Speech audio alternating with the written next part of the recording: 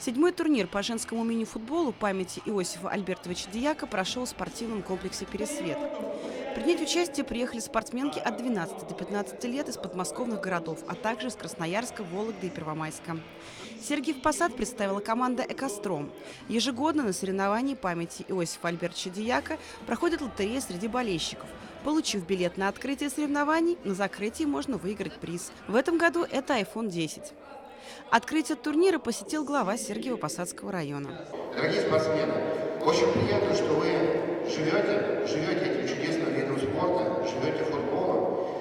Своим участием, своей игрой привлекаете нас. Мы тоже получаем удовольствие наблюдать за этой прекрасной игрой.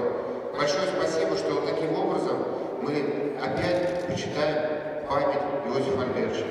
Организатором соревнований традиционно выступает семья Иосифа Дьяка. Они продолжают поддерживать социальные и спортивные проекты, которыми занимался Иосиф Альбертович.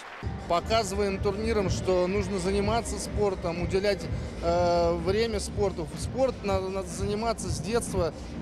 Спорт – это залог здоровья и фундамент в жизни. Соревнования продлились 2 дня.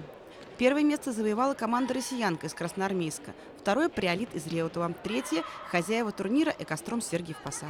Алена Ромашкина, Кирилл Емельянов. Программа «События».